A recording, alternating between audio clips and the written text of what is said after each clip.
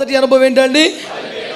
కాబట్టి ఈ బలిపీఠపు అనుభవంలో ఒక 7 అనుభవాలు త్వరగా నేను ముందు పెట్టేస్తాను. చాలా స్పీడ్గా మీరు శ్రద్ధగా ఆలకించండి. బలిపీఠము ఎందుకు మొదట బోధించబడుతుంది? గుడారం ప్రధానంగా 3 భాగాలు. 1 ఆవరణము, 2 పరిశుద్ధ స్థలం, 3 అతి పరిశుద్ధ స్థలం. ఇందులో ఆవరణములో ఉండేది ఒక్క బలిపీఠం మాత్రమే. దీన్ని ఎందుకు ఆవరణములో పెట్టాడు? నేరుగా ఆకాశం నుండి అగ్ని రావాలి గనక, దీనికి పైకప్పు అడ్డుగా ఉండకూడదు గనక. ఆమేన్.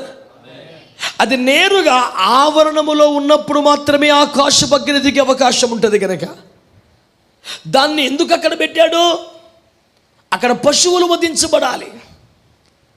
పశువులో నుంచి అపవిత్రమైనది మైల మురికి బయటకు వస్తుంది. అది బయట పారవేయబడవలసినవి కొన్ని ఉన్నాయి. కాల్చబడగా మిగిలిపోయే బూడిద కొంత ఉన్నది. వీటన్నిటికీ కూడా పరిశుద్ధ స్థలం ముందు ప్రవేశము లేదు.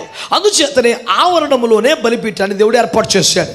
అందుచేతనే మనకు మొదట కనిపించుతున్నది ఆవరణం అవుతుంది. ఇప్పుడు నా మాట వినండి. ఆవరణములు పరిశుద్ధ స్థలములో దీపం వెలుగుతూ ఉంది. 12 రొట్టెలు 6 రొట్టెలు ఒక దొంతుగా 6 ఒక దొంతరగా పెట్టబడ్డాయి. ధూపం అలా ఎగయిచున్నది. ఇదంతా రోడ్డు మీద పోయే ఒడికి తెలుస్తుందా? ఎవరికి తెలుస్తాయి? యాజకుడికే. అతి పరిశుద్ధ స్థలములో మందసములో 3 ఉన్నాయా లేవా? ఏవి? మన్నగల బంగారు పాత్ర, చిహ్నించిన అహరోను చేతికి నిబంధన పలకలు. ఇవి ఎవరికి తెలుస్తాయి? ఒక్క ప్రధాన యాజకుడికే. యాజకుడు కూడా ఎంట్రీ లేదు. మరి దీపం వెలుగుతోందా? ధూపం వేయబడుతోందా? రొట్టెలు 12 సరిగ్గా ఉన్నాయా? ఇవి ఎవరికి తెలుస్తాయి? యాజకుడికి తెలుస్తాయి. కానీ బలిపీఠం మీద అగ్ని మండుతుందా లేదా ఎవరికి తెలుస్తుంది? ప్రతి పనికి మనకు కూడా తెలుస్తుంది.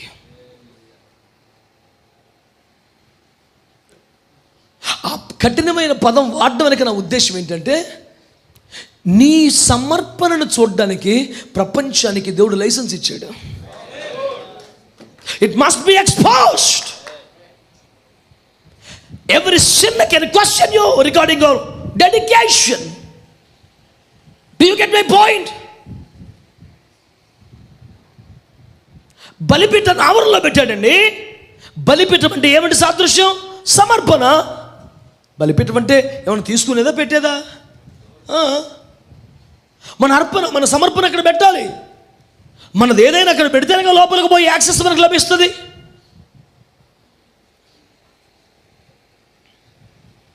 దాన్ని తీసుకొచ్చి ఎక్కడ పెట్టాడు? ఆవరణలో పెట్టాడు.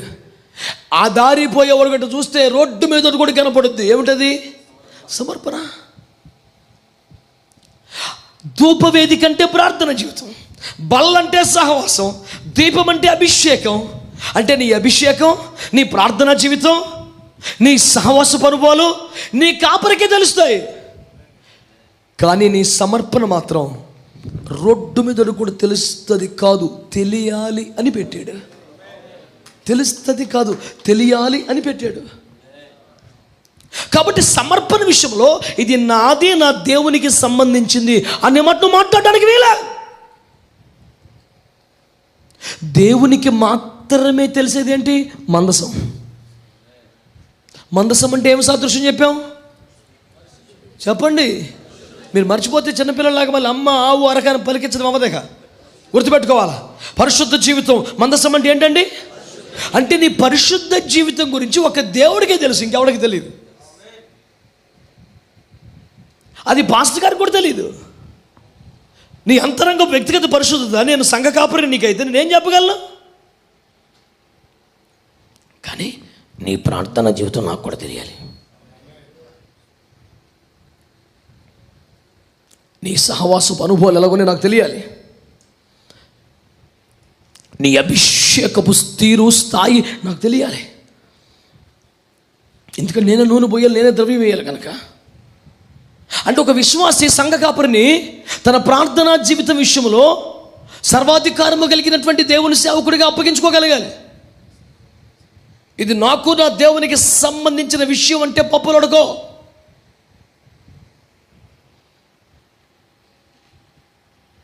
నీ దీపం ఆరిపోకుండా నూనె పోయవలసిన నేను కదా, నాకు తెలియపోతే ఎలా? మరో మాటలు చెప్పాలంటే ఈ దీపం బాగా వెలుగుతుందో లేదో నాకు తెలియదండి అంటే వాడు ఫెయిల్ అవుతున్నాడు సేవలో. తెలియాలి. That's a part of a very important ministry.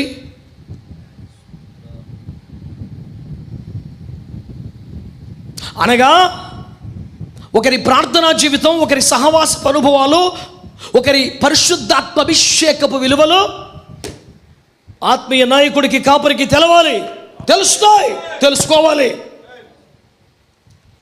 పరిశుద్ధత పూర్తిగా రహస్యం వారికి, దేవునికి చెందింది. కానీ సమర్పణ సర్వ ప్రపంచానికి కనబడవలసినది. హలో, నా మాట వినబడిందా? అయ్యా అయ్యగారులు, అమ్మగారులు వినబడిందా నా మాట? నీ ప్రార్థనా జీవితం గురించి లెక్క అడిగే హక్కు నీ ఆత్మీయ నాయకుడికి ఉంది. నీ దీపమును గురించినటువంటి సవరణలు చేసే హక్కులు కాపరికి ఉన్నాయి. రొట్టెలు సవరించే అధికారం ఒకసారి రొట్టెని పైన పెడతాడు, ఈసారి రొట్టెని కింద పెడతాడు, దీన్ని ముందుకు పెడతాడు, వెనక పెడతాడు. ఈ సర్వ హక్కులు కాపరికి ఉంటాయి, యాజకుడికి ఉంటాయి. నువ్వు అప్పగించుకోవాలి. ఆమె నా మాట మీకు అర్థమవుతుందా? సమర్పణ విషయం మాత్రం లోకస్తులు ప్రశ్నించిన జవాబు చెప్పుకోవాల్సిందే. నువ్వు పెద్ద పాస్టర్వేమో ఇదేంటయా అని అడిగేసే హక్కు దేవుడు అడిగి ఇచ్చేశాడు. నిన్ను బలిపీఠం మీద పెట్టాడు, అని వెళ్తూ ఉంటాడు. ఏడుసారి ఇవాళ అంతా సల్లారిపోయినట్టుంది, నిన్న మంచి మండింది అంటాడు. అనే ఛాన్స్ అడుగుంది. కడుపులో భయంతో, సిగ్గుతో బతకాలి మనం. మన బతుకు రోడ్డు మీద ఉందన్న సంగతి తెలుసా నీకు? నీ సమర్పణ విషయంలో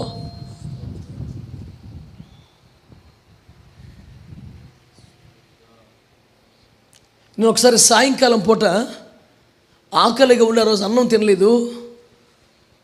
దేశపాత్రుని పొలవని ఒక చోట మాకు ఒక 2 కిలోమీటర్లు ఒక చోట బండి మీద పకోడీ వేస్తారు. సర్లే నాకున్న డబ్బులకి ఆహారం రాదు, పకోడీ అన్న తిందామని అక్కడికి వెళ్ళాను. వాడు ఇంకా తీయలేదు. సార్ 2 నిమిషాలు సార్ తీస్తున్నాను అని చెప్పేసి అంటే బండి మీద అలాగే కూర్చున్నాను, పకోడీ తీసుకున్నాను, వచ్చేసాను. ఆ తర్వాత కానీ కలిసి, సార్ ఏంటి మీ బండి సాయంత్రం అక్కడ ఉంది అన్నాడు. ఎక్కడుంది? నిన్న మీరు ఏం కొన్నారా? పకోడీ కొన్నాను. అదే ఎక్కడ? ఆ పకోడీ పక్కన బార్ షాప్ ఉంది, నేను చూడలేదాన్ని.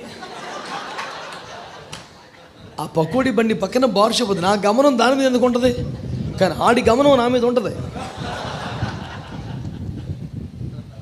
మరి కొంటే కొన్నారు, బొత్తిగా అక్కడ కొనాలేంటి అని అన్నాడు. చొప్పుతో కొట్టినట్టు అయిపోయింది నాకు. అమ్మ బాబోయ్, అంటే మనకు ఆకలి ఎత్తే చచ్చిపోవాలి కానీ అక్కడ కొనకూడదు, రూల్ ఎత్తే. ఇది వినడానికి సరదాగా అనిపించింది, నవ్వొచ్చేలా, కానీ ఇది భయంకరమైన నిజం బిడ్డలారా. Even a Gentile, a sinner can question our dedication. ఒక అన్యుడు పాపి మన సమర్పణను ప్రశ్నించవచ్చు. ఆడు ప్రశ్నించగలిగినట్లుగా ఆవరణలో పెట్టాడు బలిపీఠాన్ని. కాబట్టి నీ సమర్పణ నీకు, నీ దేవునికి సంబంధించింది కాదు. నీ సమర్పణ లోకమంతయు చూచునట్లుగా ఉండాల్సింది. దాన్ని అందుకని ఆవరణలో పెట్టాడు. కనుక సమర్పణకు సంబంధించి ఇది నా వ్యక్తిగత జీవితం, ఇది నా యొక్క అంతరంగ జీవితం, ఇది నాకు నా దేవునికి సంబంధించిన విషయం అనే వ్యాఖ్య, అనే అనుభవం, అనే అభిప్రాయం సంపూర్ణంగా రద్దు చేయబడాలి. ఎక్కువ మంది ఆమె అనలేకపోయారు. ఈ పనికి మేల గుంజాటం ఉండకూడదు. ఇక లోబడిపోవాలి, అప్పగించుకోవాలంతే. తిరిగి పోయి ఫ్రెండ్స్ అందరిని పిలిచి ఒక రౌండ్ టేబుల్ సమావేశం ఏర్పాటు చేసి ఇట్లా చెప్పాడు జెఫన్యా, ఏం చేద్దామని డిస్కషన్ పెడతావా? జెఫన్యా చెబితే అలా చేయటమే కరెక్ట్, కానీ ఇది జెఫన్యా మాట కాదు. 100% నా దేవుని మాట చెప్పాను మీకు. నేను నా మాట అయితే లెక్క చేయవలసిన అవసరమే లేదు. ఆలోచించవచ్చు నువ్వు 10 సార్లు, అన్నలో చెప్పాడు చేద్దామా వద్దా అని. కానీ దేవుని నేను ఎప్పుడూ ఒక మాట చెప్తాను, ఇది స్టేట్మెంట్గా గుండెలో రాసి పెట్టుకో. When something comes from God's throne, it should not be at discussion table. రాసి పెట్టుకో సువర్ణ అక్షరాలతో. when something comes from God's throne, it should not be at discussion table. ఏదైనా దేవుని సింహాసనం వద్ద నుండి నీ వద్దకు దిగి వచ్చితే అది చర్చా వేదికలో ఇక ఉండకూడదు. ఏదైనా దేవుని సింహాసనం వద్ద నుండి నీ వద్దకు దిగి వస్తే అది చర్చా వేదిక వద్ద ఇక ఉండకూడదు. నువ్వు ఎలా చర్చిస్తావు?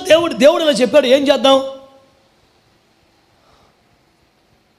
నేను ఒక మాట చెప్తాను చూడండి. అబ్రాహామును దేవుడు పిలిచి, నీ కుమారుడు ఇస్సాకు నాకు బలి అర్పణ చేయమంటే భార్యను లేపి ఏం చేద్దామని అడిగాడా? అమ్మ, దేవుడు ఇట్లా అంటున్నాడు, అమ్మో నేను తేల్చుకోలేకపోతున్నాను, మరి నా గుండె పగిలిపోతుంది, ఏం చేద్దాం మరి అన్నాడా? అసలు ఇంకా సరే ప్రభా, ఓకే, బయలుదేరిపోయాడు అంతే. ఈ రోజున దేవుని సేవకులను ప్రశ్నిస్తున్నాను నేను. నా మొదటి మాట, సమర్పణ లోకమంతటికి తెలియాలి. సో సమర్పణ వ్యక్తిగతం కాదు అనండి, సమర్పణ అంతరంగం కాదు అనండి, సమర్పణ రహస్యం కాదు అనండి, ఆమేన్. సమర్పణ అందరికీ తెలియాలి అనండి, ఆమేన్. నా మాట ఆలకించండి బిడ్డలారా. పనికి మళ్ళీ లోకపు సామెతలు ఇక్కడ వాడద్దు. కొంతమంది ఏమంటారు, మాంసం తింటున్నామని ఎముకలు మెడలో వేసుకుంటామా? అలాగేదో సమర్పణ కలిగి ఉన్నామని అందరికీ తెలియాలి అన్నాక తెలియాలి అంతే. చెత్తంతా వాడబాకి ఎక్కడ తీసుకొచ్చి. నువ్వు సామెతలు కాడే ఉంటే మేము పరమగతలు కూడా దాటాము. దేవునికి ఇష్టం మీ సామెతలు మండిపోను వానికి మళ్ళీ సామెతలు. హల్లెలూయా, హల్లెలూయా, హల్లెలూయా.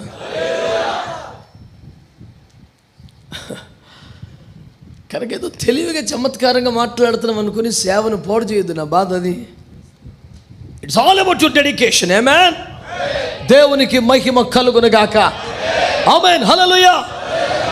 కనుక ఈ 7 అనుభవాలు బలిపీఠములో మీకు చెబుతానన్నాను కదా. నెంబర్ 1 చూడండి బిడ్డలారా, బలిపీఠం మీద నువ్వేం పెట్టాలి? వెరీ సింపుల్, విరిగిన మనస్సు అనండి. ఎక్కడుందా మాట? 51వ కీర్తన 17వ వచనం. చదవక్కర్లేదు, టపటప రాసుకోండి అంతే. విరిగిన మనస్సు, విరిగిన మనస్సు. కీర్తన 51:17. రెండవది, బలిపీఠం మీద ఏం పెట్టాలి? సజీవ యాగముగా శరీరం. రోమా 12:1. దీన్ని బట్టి నేను పాయింట్ చెప్తాను, మీరు రెఫరెన్స్ చెప్పండి. ఇవి మీరు ఎరిగిన వచనములుగానే ఉన్నవి కనుక. 3 స్తుతి యాగము. హెబ్రీ పత్రిక 13, 15, 17 కరెక్ట్, 15. 17 అయితే మళ్ళీ ఏమిటి? మీపై నాయకులుగా ఉండి మీ ఆత్మలకు లెక్క ఒప్ప చెప్పవలసిన వారే. స్తోత్రం, హల్లెలూయా. 4వది, నీవు ప్రేమించున్నది. నీవు ప్రేమించున్నది.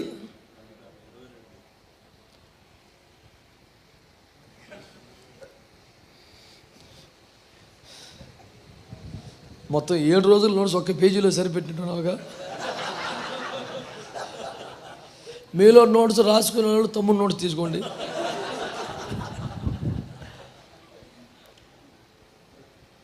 ఇప్పుడు అందరు కంప్యూటర్ కోర్సులు నేర్చుకుంటున్నారు. మా ఇంటర్మీడియట్లో అందరూ షార్ట్ హ్యాండ్లు నేర్చుకునేవాళ్ళు.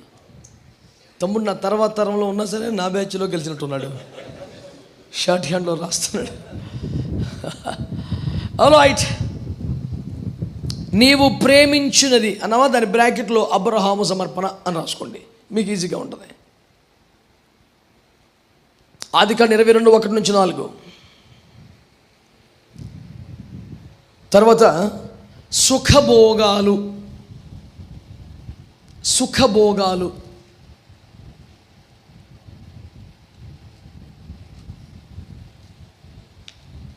హెబ్రీ పత్రిక 11:24-25.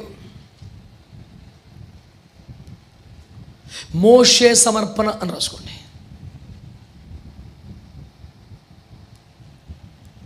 నేనేం చెబుతున్నాను? బలిపీఠం మీద ఏం పెట్టాలో చెబుతున్నాను.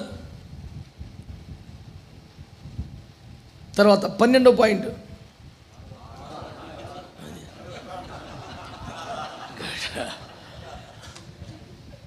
మెలకువగలిగిన సంఘముకై దేవునికి స్తోత్రం. ఆధారాలు లేదా జీవనాధారము.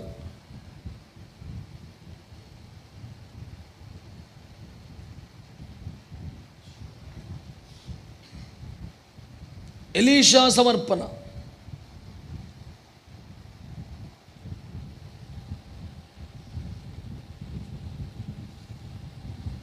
ఎక్కడుందో మీకు చెప్పక్కర్లేదనుకుంటా. ఆదికాండం 12వ అధ్యాయంలో. అంటే మీకు తెలుసనేగా, రాసుకోండి. నెక్స్ట్, తమ స్వంత ప్రాణాలు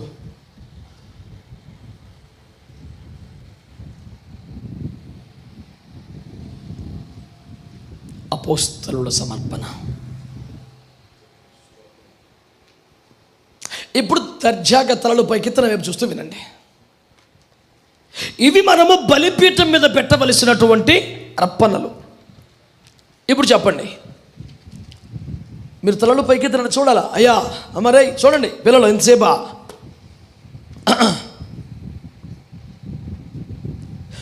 వ్యాఖ్యానం కూడా రాస్తున్నావా? నిన్న వచ్చావు నానా? Right, very good. అంటే నిన్నటిది కూడా కలిపి ఇప్పుడు రాస్తున్నామని డౌట్ వచ్చింది. బిడ్డలారా, నా వైపు చూడండి, వచ్చి నన్ను శ్రద్ధగా గమనించండి. మీరు కయీను అర్పణ అంగీకరించబడలేదు, హేబేలు అర్పణ అంగీకరించబడింది అనే అభిప్రాయం ప్రారంభంలో సండే స్కూల్ స్థాయి నుంచి మనకు ఉంది. అది కరెక్టే. ఇప్పుడు కయీను అర్పణ అంగీకరించబడలేదు అనేది, హేబేలు అర్పణ అంగీకరించబడింది అనేది ఎలా తెలిసింది? ప్రభు స్వరం ద్వారా మాట్లాడా? దర్శనంలో చూపించాడా? దానికి ఉన్న ఏకైక ఆధారం, 2 బలిపీఠాల మీద ఇద్దరు ఎవరి అర్పణ వాళ్ళు పెట్టారు. హేబేలు అర్పణ మీదకి అగ్ని దిగి వస్తుంది, ఇతని అర్పణ మీదకి అగ్ని. అంటే అగ్ని దిగి వచ్చుటయే అర్పణకు. ఇప్పుడు నువ్వు ఈ బలిపీఠం మీద ఏమన్నా పెట్టు, ఏమి రావాలి? అగ్ని దిగి వస్తేనే ఏమైనట్టు. కాబట్టి ఇప్పుడు తెలివైనోడు ఏం చేయాలి? ఏది అంగీకారం అదే పెట్టాలి. మానవ జీవితం స్టార్ట్ అయిన తొలిలోనే 4లో చెప్పేశాడు, రే ఏదో పెడితే సెట్ అవుతురా, ఇట్లా పెడితే అంగీకరించబడుతుంది అని. కనుక బలిపీఠము దగ్గర నువ్వు అంగీకరించబడితేనే శుద్ధీకరణకు వస్తావు. శుద్ధీకరించబడితేనే దీపం వెలిగించబడుద్ది. వెలిగించబడితేనే సహవాసులో ఉంటావు. సహవాసులు ఉంటేనే ధూప వేదికలో ఉంటావు. ఈ ధూపం కరెక్ట్గా ఉంటేనే కరుణపీఠం దగ్గర నుంచి దేవుణ్ణి చేరుకుంటావు. లేకపోతే నువ్వు కూడా అదే పాట పాడాలి, ఎన్ని మెట్లు ఎక్కినా కానరావేమయ్యా అని. I'm sorry.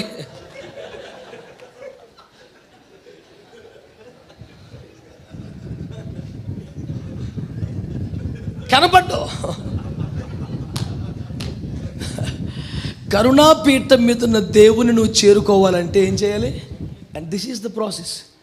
బలిపీఠం దగ్గర నీ అర్పణ అంగీకరించబడాలి, గంగాలం దగ్గర శుద్ధీకరింపబడాలి, నీ దీపం వెలిగి అంటే నువ్వు అభిషేకించబడాలి, నువ్వు సహవాసంలో బల్ల మీద చేరగలగాలి, నీ ధూపం పర్ఫెక్ట్గా ఈ మూడింటిని ఆరిపోకుండా కాపాడే అప్పుడు చేరతావు.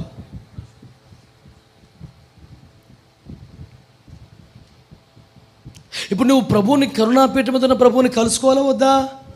నీ సేవ అక్కడికి మహిమలోకి చేరాలా వద్దా? అందుకోసమేగా మనం ప్రయాసపడుతున్నాం. అప్పుడు మనం ఏం చేయాలి? బలిపీఠం దగ్గర మొదట మనం పాస్ అవ్వాలి. ఇక్కడ మనం గెలవాలి, సాధించాలి. ఇక్కడ మనం అంగీకరింపబడాలంటే అంగీకరింపదగిన అర్పణే పెట్టాలి. మరి దేవుడికి ఏ అంగీకారమో మనకేం తెలుసు? తెలియచేసిందే పరిశుద్ధ గ్రంథం. ఆమేన్. అందులో 7 విషయాలు ప్రభు మనకు నేర్పారు. ఈ 7 అర్పణలు మనం బలిపీఠం మీద పెట్టాలి. సంపూర్ణ సమర్పణ అనండి. ఆమేన్, హల్లెలూయా. అందులో మొదటి అర్పణ ఏం చెప్పుకున్నామండి? విరిగిన మనసు అనండి గట్టిగా. అసలు బలిపీఠం మీదకి రావడానికి మొట్టమొదటి అర్హతే నీ మనస్సు విరిగిపోవాలి. చెప్పండి, మనస్సు విరిగిపోవాలి అనేదానికి 2 అర్థాలు. ఒకటి దీనత్వంలోనికి రావాలి, తగ్గింపులోనికి రావాలి, అతిశయం పోవాలి, మొండితనం బండ గట్టితనం పోవాలి, అది విరిగిపోయి మెత్తనిదిగా మారిపోవాలి.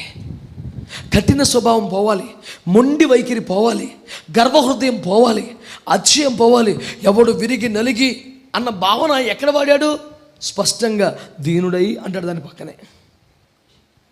మనకి కన్ఫ్యూజన్ లేకుండా, అంటే విరిగిపోవటం అంటే, నలిగిపోవటం అంటే బైబిల్ నేర్పిస్తున్న మొదటి అర్థం నువ్వు దీనత్వానికి రావటం.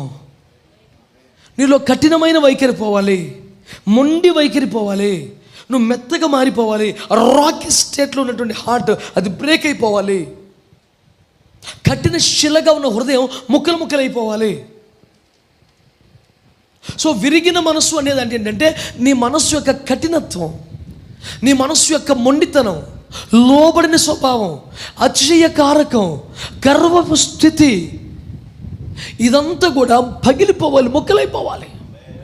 నీ మనస్సు విరుగుట అనే దానికి మొదటి అర్థం నువ్వు దీనత్వమునకు రావాలి, సులభముగా లోబడగలిగే పరిస్థితికి రావాలి, సులువుగా కరిగి కన్నీరైపోయే అంతటి మెత్తటి స్థితికి వచ్చేయాలి. నువ్వు ఇంకా కఠినమైన స్థితిలో ఉండటానికి వీళ్ళే. విరిగిన మనస్సు అంటే అర్థం ఏంటంటే సులభముగా లోబడగలిగిన మనస్సు అని, మెత్తని మనస్సు అని. అంటే ఏదైనా విషయాన్ని ఖండితముగా గద్దించి చెప్పాల్సిన అవసరం లేని స్థితి అని.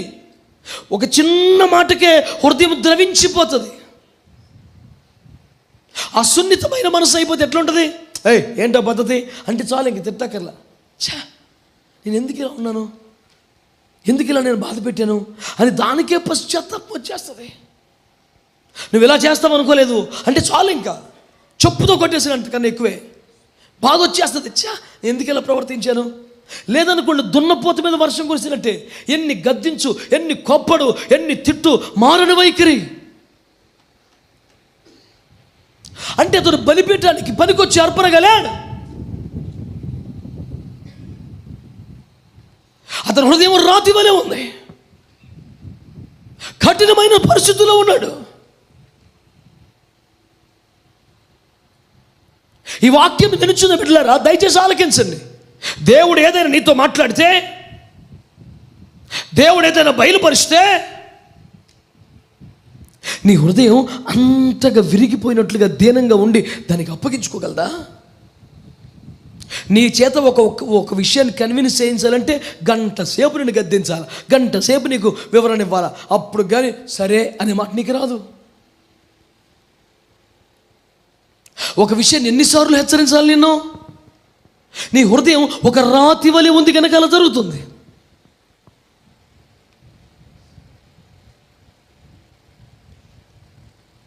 విరిగిన మనస్సు అంటే అర్థం దీనత్వానికి రావడం అని. దాని రెండవ అర్థం నాణానికి అవతల వైపు చాలా ఇంపార్టెంట్. విరిగిన మనస్సు అంటే విరక్తి, వైరాగ్యం. విరక్తి, వైరాగ్యం ఇవన్నీ సేవలో మనకి ప్రారంభ అర్హతలండి. ఒకవేళ ఇప్పటికే నువ్వు సేవకు వచ్చేసావేమో, వాడబడుతున్నావేమో కూడా, ఇట్స్ ఓకే. మారు మనస్సు పొందని వారు, బాప్తిస్వం పొందని వారు కూడా పరిశుద్ధాత్ముడు దిగి వచ్చాడు కొర్నేలు ఇంట్లో, కాబట్టి వాళ్ళు బాప్తిస్వం పొందక్కర్లేదా? ఇంకా ఎప్పుడో రావాల్సిన కృప నీకు ముందు వచ్చింది. దాని అర్థం ఇక నువ్వు ఆ కృపను పొందక్కర్లేదనా? కాదు కదా. మీరు మారు మనసు పొంది బాప్తిస్వం పొంది ఆ ఆత్మను పొందారు, మేము ముందే ఆత్మను పొందాం కాబట్టి మాకు రెండు అక్కర్లేదంటే కుదురుద్దా?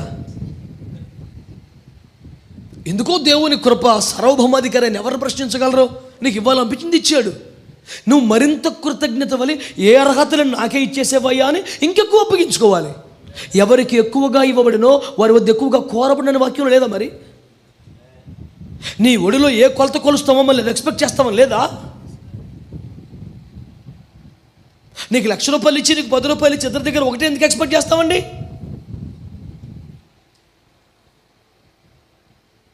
ఈరోజు దయచేసి ఆలకించండి. నీ సమర్పణ గురించి ప్రభు మాట్లాడతాడు ఈ పూట.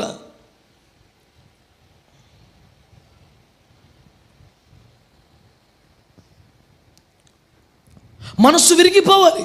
ఒక డబ్బును చూసినా, ఒక తిండిని చూసినా, నీకు సంబంధం లేని వ్యక్తిని చూసినా, నీది కాని సింహాసనాన్ని చూసినా,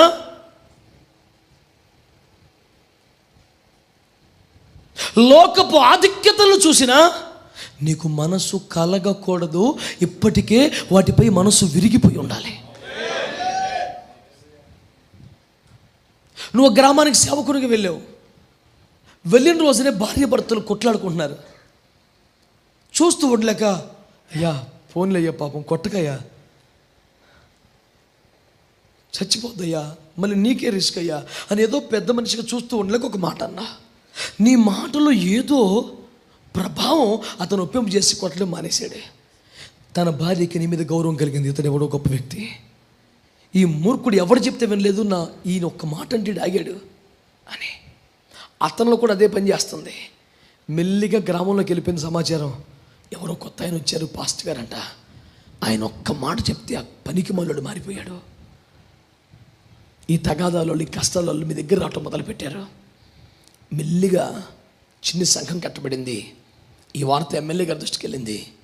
నిన్ను ఎంపీటీసీగా చేయమని అడిగారు, నువ్వేం చేయాలి?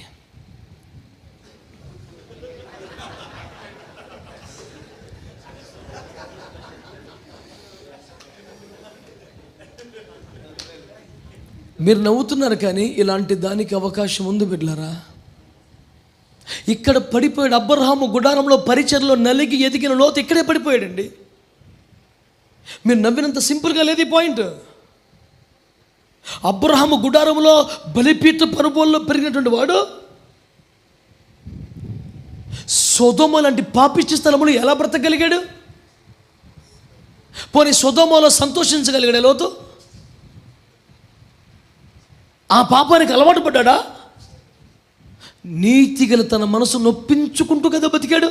మరి నీకు అంత బాధ ఏంట్రా? వచ్చేచ్చుగా బయటికి. చెరపట్టబడ్డా కూడా రాలేదుగా. భార్య బిడ్డలు కోల్పోయే పరిస్థితి వచ్చినా రాలేదుగా. ఎందుకు రాలేదు? అక్కడ తీర్పులు తెచ్చుటకు ప్రజలందరూ అతనికి అప్పగించుకున్నారు. అబ్రహాం గుడారంలో కష్టాలు బాధలు చెప్పుకొని, అయ్యారు అని ఎవడో నుంచోడు చేతులు కట్టుకొని, ఏడు నుంచోడు చేయకట్టుకొని, అక్కడ ఇతను ఒక తీర్పరిగాను న్యాయాధిపతిగాను ఉన్నాడు. అక్కడ అభిషేకం లేకపోయినా, నడిపింపు లేకపోయినా, పరిశుద్ధత లేకపోయినా, మనస్సుకు బాధ కలిగే పరిస్థితులు ఉన్నా అక్కడ ఒక నాయకత్వపు అవకాశం వచ్చింది కనుక సెటిల్ అయిపోయాడు అక్కడ. ఈరోజు మినిస్ట్రీలోంచి, నాయకత్వం నుంచి, నడిపింపుకు నుండి చాలామంది సేవకులు వెళ్ళిపోతున్నారు. ఎందుకని? మన దగ్గర పరిశుద్ధత లేక, సమర్పణ లేక కాదు. మన దగ్గర ఎప్పటికీ 2వ స్థానం 3వ స్థానమే ఉంటుంది. అక్కడికి పోతే వీడే నాయకుడు అవ్వచ్చు. వేరే బ్యానర్ పెట్టి మినిస్ట్రీ పెట్టుకుంటే వీడే నాయకుడు అవ్వచ్చు. మనం కష్టాలు పడి సేవలు చేయాలి. ఆయన దగ్గర చేతులు కట్టుకుని, ఈ సావు ఎందుకని బాబు, బయటకు పోతే మన సావు మనం చదవచ్చు, మనమే లీడర్గా ఉండొచ్చు, చేతనైతే తునమపురం మనమే సహాయం చేయొచ్చు అనిపిస్తుంది. కారణం ఏంటంటే అబ్రహాము గుడారంలో ఉన్నప్పటికీ మనస్సు విరగలేదు. అధికారం మీద, పదవి మీద.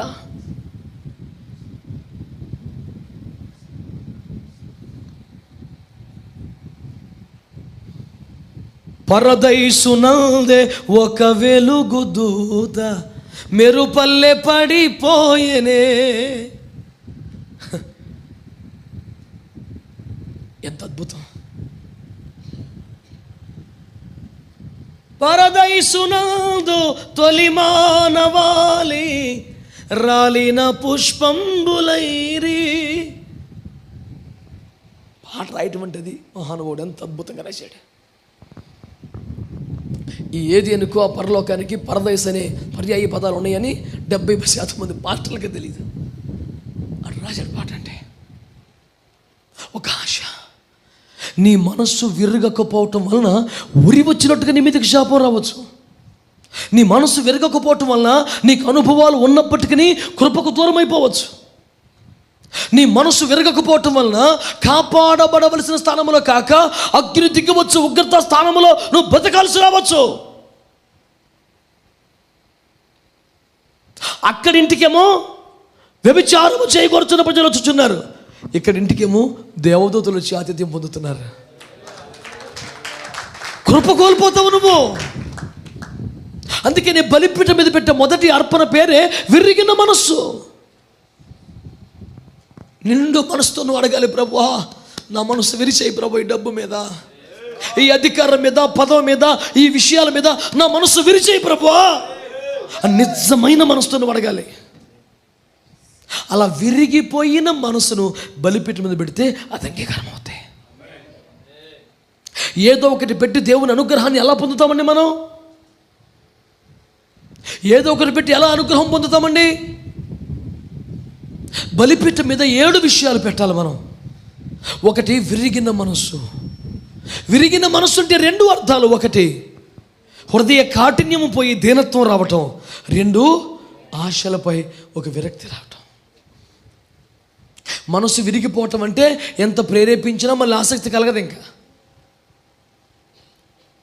ఇద్దరు ఇరుగు పొరుగు వారికి సమాధానం కల్పించాలని ఎంతో ట్రై చేస్తే వాళ్ళన్న మాట, అన్నయ్య నువ్వేమన్నా చెప్పనయ్య, నా మనసు ఇరిగిపోయింది, నేను నాటితో మాట్లాడను. మనసు ఇరిగిపోతే ఇంకెంత ప్రయత్నించినా కష్టం. నీకు అలాగే విపరీత మాంసాహారం మీద, తిండి మీద, ఖరీదైన బట్టల మీద, ఏదో పదవుల మీద, రాజకీయాల మీద వీటి మీద మనసు ఇరిగిపోయింది అనుకోండి, నీ చేతికి దేవుడు ప్రతి ఆదివారం ₹1,00,000 కానుక ఇచ్చిదా, సేవ చేద్దామని చూస్తావు, రాజ్యం కడదామని చూస్తావు, వితంతువులు అనాథులను చూద్దామని చూస్తావు, సైనికులను తయారు చేయాలని చూస్తావు, కానీ ఒక సూట్ కొనుక్కోవాలి నీకు ఆశ కలగదు. మనసు ఇరిగిపోయిందిగా. లేకపోతే దాన్ని దరిద్రం అంటారు. వైరాగ్యం ఎందుకంటారు? ఉన్నా లేనట్టుగా బతికితేనే వైరాగ్యం. దిక్కులేని వాడనో ప్రభో నీ చరణో చొచ్చితే ఆడు వనికిరాడు.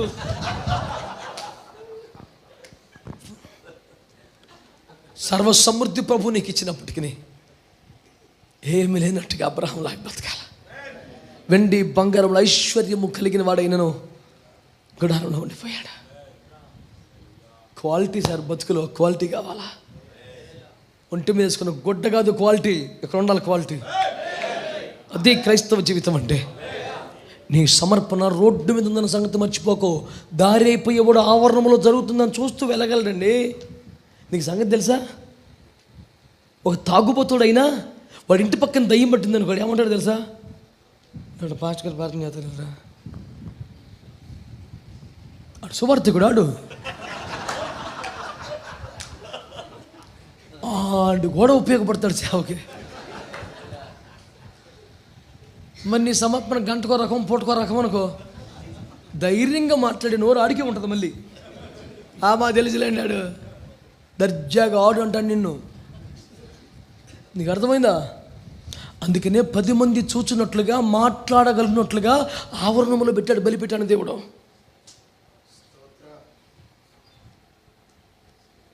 నీ పరిశుద్ధత అంతర్గతం, నీ ప్రార్థన జీవితం మందిరం, నీ సమర్పణ మాత్రం ఆవరణం. దయచేసి మర్చిపోకండి మాట. నీ సమర్పణ ఆవరణం. ఒకటి విరిగిన మనస్సు. ఆమేన్. మనస్సును బలిపీఠం పెట్టాలి. మనస్సును బలిపీఠం పెట్టాలి. ₹1,00,000 ₹1,00,000 డబ్బులు ఇచ్చేయటం కాదండి, మనసు పెట్టాలి బలిపీఠం మీద. రెండవది సజీవ యాగంగా శరీరం. మనస్సులు ఉంటే సరిపోదా అండి? శరీరం మీద కనిపించాలా అండి? నేను అడుగుతున్నాను, నీ శరీరంలో ఏదైనా ఒక అవయవం సమర్పణ కలిగిన అవయవం ఉందా నీకు? ఏదైనా ఒక అవయవం సమర్పణ ఉందని అడుగుతున్నాను నేను. కానీ బైబిల్ అడుగుతుంది సజీవ యాగముగా మీ శరీరం అంతా. అంటే నీ శరీరములో సమర్పణ లేనిది ఏది కూడా, అమ్మో కొన్ని మాట్లాడగనా పైన, నీ నాలుకకు సమర్పణ ఉందా? అసలు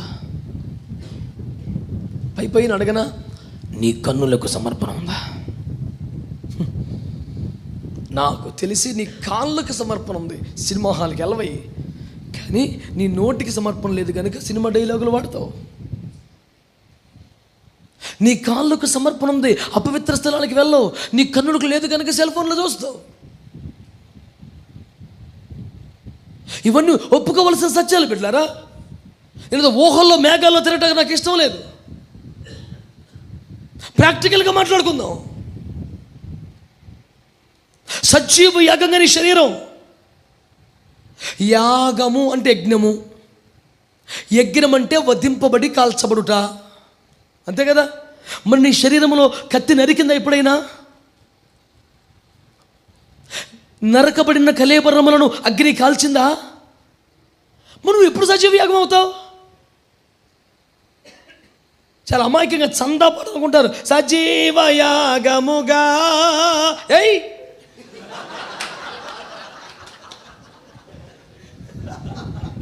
ఎంత అమాయకం అండి. ఈరోజు దైవజనుడు మిమ్మల్ని అడుగుతున్నాను, తమ్ముడు, అన్నయ్య, అక్క, చెల్లి, నీ శరీరంలో వధింపబడని అవయవం ఇంకేదైనా ఉందా? అసలు ఇంతవరకు అది స్టార్ట్ అవ్వలేదా? పోనీ నిన్ను పొగిడే ఒక సేవకుని చూసుకుని వాడి దగ్గర చేరకో. నీకు పౌడర్ వేసి నిన్ను ముస్తాబు చేసే వాడి దగ్గరికి వెళ్ళకో. తన ఖడ్గమును నీ మీద చూపించి దేవుని అగ్ని దిగి వచ్చినట్లుగా నిన్ను బలిపీఠం మీద సిద్ధపరచగల ఒక సేవకుని కావాలి.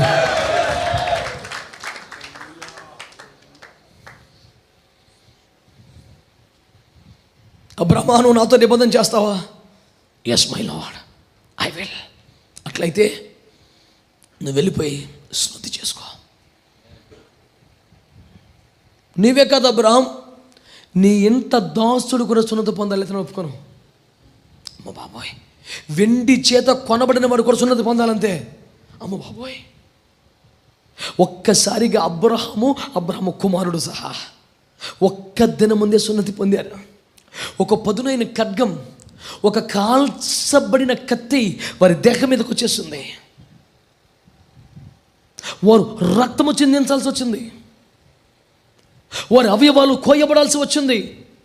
ఒక పదునైన ఖడ్గం వారి దేహం మీద పనిచేసింది. అప్పుడు అన్నాడు, ఓకే, ఇది నీకు నాకు నిబంధన. కొత్త నిబంధనలో మరి ఏమి కోయబడాలి? పాత నిబంధనలో పాపము చేయుటకు, లోకములో సంతోషించుటకు కారణమైన అవయవం మీదకి దేవుని ఖడ్గము రావాలని దేవుడు కోరాడు. కానీ కొత్త నిబంధనలో ఆ ఆశ ఎక్కడ పుట్టుచున్నదో ఆ హృదయాన్ని కట్ చేయమని చెప్పాడు దేవుడు. ఆ తలంపు ఎక్కడ పుడుతుంది? ఆ కోరిక ఎక్కడ కలుగుతుంది? ఆ ఆలోచన ఎక్కడ వస్తుంది? ఆ హృదయానికి. అందుకనే సున్నతి కలిగిన హృదయం అన్న మాట నూతన నిబంధనలో వచ్చింది. పాత నిబంధనలో సున్నతి కలిగిన దేహమే. కొత్త నిబంధనలకు వచ్చేసరికి సున్నతి కలిగిన హృదయం. మీ హృదయము సున్నతి కలిగినదైతే, ప్రియ తల్లి, చెల్లి, సహోదరి, సహోదరుడా, ఒక కాల్చబడిన ఖడ్గమును నీ హృదయంలోనికి నువ్వు అంగీకరించగలవా? ఆహ్వానించగలవా? నువ్వు నిజంగా ఆదివారం ప్రార్థన చేసుకొని చర్చికి పోతావా? విశ్వాసమైతే ఇలాంటి సెమినార్కి ప్రార్థన చేసుకొని వస్తావా? ఈరోజు దైవుడి చేతిలో ఒక కత్తి పెట్టు ప్రభువా, కాల్చిన ఖడ్గాన్ని పెట్టు ప్రభువా, నన్ను కోసేయాలి ప్రభువా, నా హృదయం గాయమైపోయి రక్తం స్రవించాలి ప్రభువా, ఆ రక్తంతో నీ కాళ్ళు కడగాలి ప్రభువా. ఏంట తీవ్రవాదం మాటలు అంటారు మీరు. మరి బైబిల్లో ఇలాంటి మాటలే ఉన్నాయి, మరి దానికి తీవ్రవాదం అంటావో? నేను మాత్రం యేసువాదం అంటాను. తీవ్రవాదం అంటే వాణ్ణి చంపు, వీణ్ణి చంపు, ఆణ్ణి చంపు అని. కానీ బైబిల్ ఏమంటుంది? ఒక చెంప కొడితే ఇంకో చెంప చూపించు. వస్త్రం పై వస్త్రం లాగేస్తే అంగి కూడా ఇచ్చేయి. మైలు నడవంటే 2 మైళ్ళు నడువు. ఇది యేసువాదం. దానికి భిన్నంగా ఏం చెప్తున్నాడు ఆయన? నిన్ను నీవు వధించుకో, నిన్ను నీవు సిలువేసుకో, నిన్ను నీవు నరుక్కో. తీవ్రవాదం అంటే ఎదుటివాడిని చంపు. యేసువాదం అంటే నిన్ను నువ్వు చంపుకో. ఏమి అర్థం కాని ఒకటే బైబిల్లో కూడా అంత దుర్మార్గమే.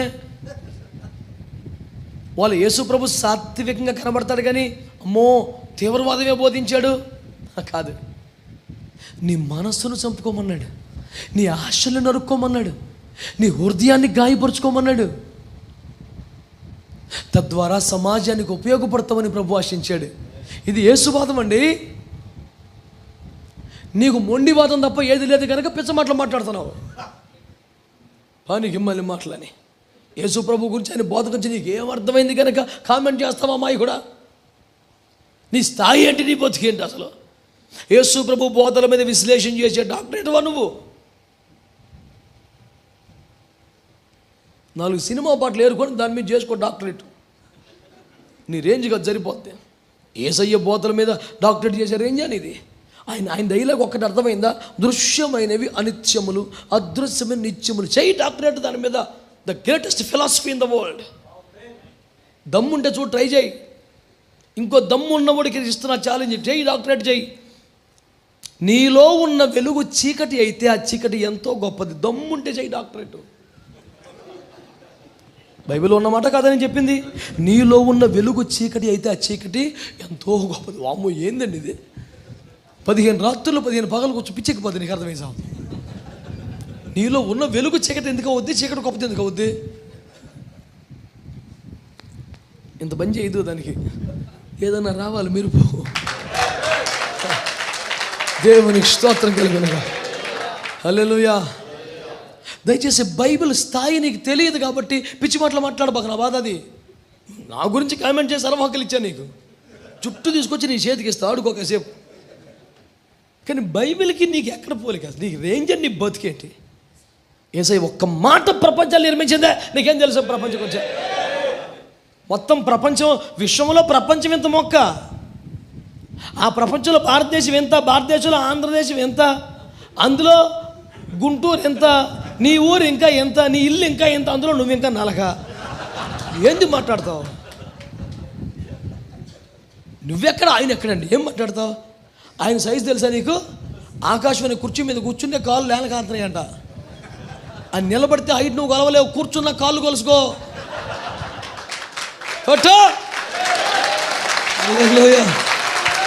అంత దేవుడు అండి. ఆయన మీద ఈడు డైలాగులు. దేవుడు ఏం మాట్లాడతావా దేవుడి గురించి? ఆయన కూర్చుంటేనంటండి కుర్చీలో, ఆకాశంలో కూర్చుంటే పాదములు భూమి మీద పెట్టుకున్నాడు. నేలపేట కాళ్ళ కింద పేటేసుకుంటా కుర్చీలో కూర్చొని. ఆ నేలపేట భూమి, ఆ నేలపేట మీద ఒక నలకవు. నువ్వు మాట్లాడదా? ఊపిరి తక్కువ, ఊరికి ఎక్కువైతే చచ్చిపోతావు మధ్యలో. జాగ్రత్తగా ఉండు. నాతో మాట, నన్ను తిట్టు, నన్ను కొట్టు, సర్వహక్కులు నీకున్నాయి. నేను నీలాంటి మనిషిని, పెద్ద మ్యాటర్ ఏమీ లేదు. కానీ అక్కడ మాట్లాడుకో, తప్పు. సరిపోవు నువ్వు. ఎవడో చాలడో. అఖిల బ్రహ్మాండమును చరాచర జగత్తును మహత్తు గల ఒక్క మాట చేత సృష్టించి పరిపాలిస్తున్న దేవుడు ఆయన. ఏం మాట్లాడతావు? తగ్గో. నీ మాటలు కొంచెంగా ఉంటే మంచిది. దేవునికి స్తోత్రం కలుగునగా. హల్లెలూయా, హల్లెలూయా. బలిపీఠం మీద ఏం పెడతావు నాన్న? 1 2 సజీవంగా ఉండగా, బ్రతికుండగానే దీన్ని యజ్ఞం అయిపోవాలా, యాగం అయిపోవాలా. సజీవంగా ఉండి కొట్టబడుతుండాలి, నరకబడుతుండాలి, కాల్చబడుతుండాలి. అది 2వ అర్పణ. ఆమేన్. ఎందుకు నరకబడుతుండాలా? నరికిన కొద్ది కొత్త చిగురులు వేసుకుని వస్తుంటుంది శరీరం. ఈరోజు ఉపదేశం వింటావు, ఒక ఆశ నరుక్కుంటావు. ఇది నరకబడింది కనుక మరి ఎప్పటికి రాదనే గ్యారెంటీ లేదు.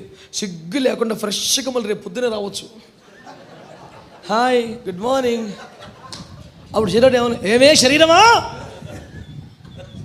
నువ్వు అడిగినదల్లా నీకు ఇచ్చినొక నీకు రుణము లేను, నీ రుణము సిలువలో తీరిపోయింది.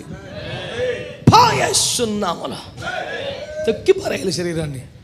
శరీరం అంటే అడుగుద్దారు, పొద్దున్న లేక ఏదో అడుగుద్ది. అడిగిందల్లా ఇచ్చుకుంటా పోతే శరీరానుసారం అయిపోతావు. దాన్ని తొక్కి పారేస్తే ఆత్మ సంబంధం అవుతావు. నీ ఇష్టం. మరి పొద్దున్న లేగానే శరీరం సెల్ ఫోన్ అడుగుతుంది, ఆత్మ ప్రార్థన అడుగుతుంది. ఏది పట్టుకుంటావు? నీ ఇష్టం. Very simple. నిద్ర లేటమే తడుము వేసుకుంటాడు వీడు ఫోను. వీడు పడుకున్నాక ఏ పాపిష్టి మాటలు అందులో జ్వరబడ్డాయో వీడికి టెన్షను. వీడు చూసి డిలీట్ చేయకపోతే ఎవడన్నా చూసేస్తాడేమో అని ఇంకో టెన్షను. టెన్షన్ పలు రకములు. ఈ రకముల కన్నిటికీ మారని రకమే కారణం. ఆమేన్. నా మాట ఒప్పుకున్నారు మీరు? 3వ మాటకు వద్దాం. 7 అనుభవాలు నీ బలిపీఠంలో ఏం పెట్టాలి నువ్వు? 7 రకాలు. 1 విరిగిన, 2 బ్రతికుండగానే రోజు నరకబడుతుండాలి, కాల్చబడుతుండాలి. సజీవ యాగం అంటే అది. బ్రతికుండగానే నరకబడుతుండాలి, కాల్చబడుతుండాలి. రోజు జరగాలి ఆ పని. కనీసం ఆదివారం జరగకపోతే ఇంకెందుకు? అందుకే మా విశ్వాసాలు కొంచెం బాధపడ్డా నేను ప్రతివారం ఈ పని మీద ఉంటాను. ఇక స్తోత్రం చెప్పండి. హల్లెలూయా. మా బిడ్డలు కొంతమంది ఉన్నారు, వాళ్ళు అడగండి సాక్ష్యం. ఏమన్నా అప్పుడప్పుడు ఉత్తి ఏమన్నా చేస్తానేమో, చిచ్చి నరుగుతా గోపిక లేకపోతే కుర్చీ చేసుకుని నరికేస్తాను తప్ప నరికేది పెట్టి కాదు. దేవునికి స్తోత్రం కలుగును. హల్లెలూయా. నా బిడ్డలు సజీవ యాగంగా ఒక అర్పణగా మారాలి. అర్పణ పెట్టానంటే అగ్ని వచ్చేయాలి. దేవుడికి అంత ఇష్టమైపోవాలి. ఎప్పటికప్పుడు నరుకుతూ ఉంటే దేవునికి ఇష్టం లేనిది ఏది మొలిచే ఛాన్స్ లేదు. ఎప్పటికప్పుడు చెలుపులు నరుకుతూ ఉండాలి. జీడి తోట పెరిగిపోతుంది అనుకుంటే పంట తగ్గిపోద్ది. తెలుసా వ్యవసాయానికి? జీడి తోట అసలు ఒక చెట్టు ఎకరం అయిపోయిందని అంటే ₹10 గింజలు కాయవు దానికి. దాన్ని ఎప్పటికప్పుడు ఏం చేయాలా? దిగుబడి గింజలు అట్లా కాసేస్తే టన్నులు కొద్దీ. దేవునికి స్తోత్రం కలుగునుగా. హల్లెలూయా. ఆమేన్. ఇష్టం కావట్లేదు కదా, కష్టంగా ఉంది కదా, అయినను ఇది మనకి అవసరం బిడ్డలారా. హల్లెలూయా. మూడవది బిడ్డలారా, స్తుతి యాగం. మూడవది ఏంటి చెప్పండి? ఈ మధ్య ఎక్కడ పడితే అక్కడ స్తుతి యాగం అని మీటింగ్లు పెడుతున్నారు కదా. మంచి అనుభవం, చాలా ఆహ్వానించదగిన పరిణామం. నా హృదయం సంతోషించే అద్భుతమైన కూటం. ఎన్నో సంవత్సరాలుగా నా మదిలో ఉన్న కోరికల్లో ఒక ముఖ్యమైన కోరిక ఇది.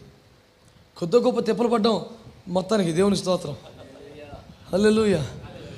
మా సేవకులు అందరూ బాగా సహకరించుంటే ఇంకా ఎప్పుడు పడితే అప్పుడు చేసి ఉండేవాళ్ళం. కానీ అందరూ ఎక్కువ శాతం మంది ప్రేక్షకులకి అయిపోతే ఇక మరి ఇక బండి. దేవుని స్తోత్రం. హల్లెలూయా. ఇప్పుడు గూడ్స్ బండికి బోగీలు ఎక్కువైతే 2 ఇంజిన్ తగిలేస్తారు. చూసే ఎప్పుడన్నా?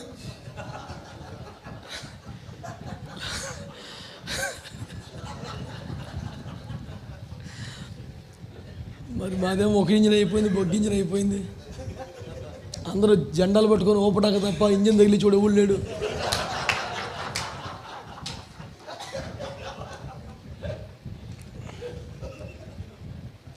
మంచోళ్ళందరూ స్తోత్రం చెప్పండి.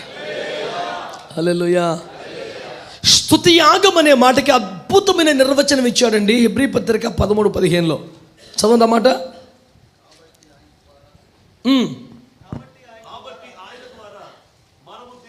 ఎల్లప్పుడూ స్తుతియాగము చేయుదుము. ఎల్లప్పుడూ స్తుతియాగం చెయ్యాలట. ఎలాగా?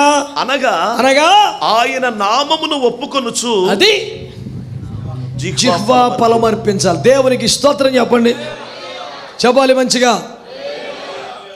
స్తుతియాగం అంటే హల్లెలూయా హల్లెలూయా హల్లెలూయా హల్లెలూయా స్తోత్రం స్తోత్రం స్తోత్రం స్తోత్రం కాదు. ఆయన నామమును ఒప్పుకొనుచు అనండి, అనండి. స్తోత్రం స్తోత్రం స్తోత్రం స్తోత్రం. ఎవరికి? నీకు స్తోత్రమే, నాకు స్తోత్రమే. ఆలోచించవా? ఆయన నామాన్ని ఏం చేయాలి మనం? జిహ్వా ఫలం అంటే స్తుతియాగం అంటే ఏంటంటే ఒక్కొక్క నామాన్ని ఒప్పుకుంటూ స్తుతించాల. ఒప్పుకోవడం అంటే ఏంటి? పలకటం కాదు. ఒప్పుకోవడం అంటే నీకు అది అర్థం అవ్వట్లేదు. పలుకుటయే ఒప్పుకొనుటయా? ఎంత అమాయకం అండి ఇది. అది ఇప్పుడు ఉదాహరణకి ఎల్ షదాయ్ అంటే అర్థం ఏంటి? ఇప్పుడు ఆయన అధికారానికి ఒప్పుకోకుండా ఎల్ షదాయ్ ఎల్ షదాయ్. ఓ పాట కూడా ఉంది, ఎల్ షదాయ్ ఎల్ షదాయ్. సూపర్గా పాడేశారు. మంచి రాక్ బ్యాండ్లకు పెట్టేసి పాడేశారు.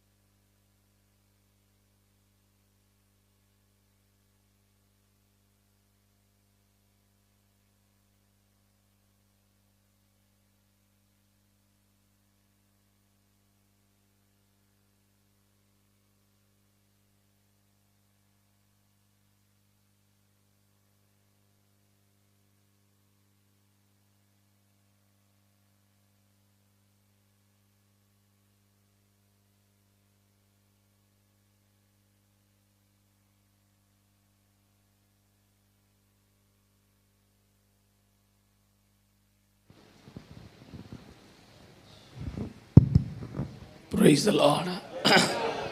హల్లెలూయా. మంచోళ్ళందరూ ఒక మంచి స్తోత్రం చెప్పండి. హల్లెలూయా. వెలుపటి ఆశలన్నీ ఆవిరైపోయినట్లుగా స్తోత్రం చెప్పండి. హల్లెలూయా. జిహ్వాపరముగా ఆయన నామమును ఒప్పుకోవాలి. ఒప్పుకోవడం అంటే ఏం చెప్తున్నాను? ఎల్షద్దాయ్ అంటే అధికారానికి ఒప్పుకోవాలి. ఎలోహిం ఆ సర్వంతర్యామి యొక్క ప్రెజెన్స్ని గుర్తించి భయం కలిగి ఉండాలి. రాఫా స్వస్థతను ఒప్పుకోవాలి. ఇట్లా ఒక్కొక్క నామమును ఒప్పుకుంటూ స్తుతించాలి. అప్పుడు అది ఏమవుతుంది? జిహ్వా ఫలం అవుతుంది. ఆ జిహ్వా ఫలాన్ని అక్కడ పెడితే దాన్ని స్తుతి యాగం అంటాడు. నువ్వు మరి అసలు ఏ నామాన్ని ఒప్పుకోకుండా దేనికి అంగీకరించకుండా కేవలం హల్లెలూయా హల్లెలూయా హల్లెలూయా హల్లెలూయా హల్లెలూయా స్తోత్రం స్తోత్రం స్తోత్రం స్తోత్రం సరిపోదు. తప్పు కాదు, సరిపోదు. అదొక పర్ఫెక్ట్ స్తుతి యాగం అవ్వదు. ఆమేన్. హల్లెలూయా. ఇందులో కీలకమైన మాట జిహ్వా ఫలము అనండి. యథార్థంగా చెప్పు, నీ నాలుక యొక్క ఫలం ఏంటి? నాలుకంటే జిహ్వా, మళ్ళీ జిహ్వా ఫలం అనకుండా. నీ నాలుక యొక్క ఫలం ఏంటి? ఆశీర్వాదమా, దీవెన, శుభమా, లేక శాపము, విభేదము, విమర్శ? ఏంటి నాలుక యొక్క ఫలం ఏంటి చెప్పు? ఏది పెడతావు? శ్రద్ధగా ఈ మాట ఆలకించాలా. యాకోబు పత్రిక 3లో చెప్పాడు, ఆశీర్వాదము శాపము ఈ ఒక్క బావిలోంచి రావడానికి వీల్లేదని. ఏమి రావాలో తేటగా చెబుతున్నాడు. ఇప్పుడు మేము ముందు పెడుతున్న ప్రశ్న, బలిపీఠం మీద మూడవది ఏంటండి? చెప్పాలి. దానికి ఆధారం నాలుక. జిహ్వా ఫలము కాదు, జిహ్వా. జిహ్వా అనేది ఫలం పెట్టాలి అక్కడ. దీని పేరు జిహ్వా ఫలం కాదు, ఇది జిహ్వా. దీనివల్ల కలిగేది ఫలం. మొత్తం కలిపేసి రాసేస్తే ఎట్ట అవుద్ది? హల్లెలూయా. నా మాట మీకు అర్థమైందా? కాబట్టి ఒకటి విరిగిన మనస్సు, రెండు సజీవ యాగంగా. నాలుక శరీరంలో భాగమా కాదా? దాన్ని సపరేట్గా ఒక అర్పణ చేశాడంటే ఎంత డేంజరస్ వేలో ఆలోచించు నువ్వు దాన్ని అర్థం చేసుకోవాలా. పెద్దలు చెప్పిన మాట ఏంటంటే, 2 చెవులు పెట్టి ఒక నాలుక పెట్టాడు అనండి, ఒక నోరు. ఎందుకని? వినే దాంట్లో సగమే మాట్లాడాలి. ఇది ఒకటి, ఈ 2 కదా. మరి ఏది ఎక్కువ ఉండాలి? నువ్వు ఎంత మాట్లాడుతున్నావో అంత రెట్టింపు వినాలి. వినే దాంట్లో సగమే మాట్లాడాలి. నువ్వు వినేది తక్కువైపోయి మాట్లాడేది ఎక్కువైపోయింది. ఈ సమస్య ఎక్కువ మాలాంటి భాషలకే ఉంది.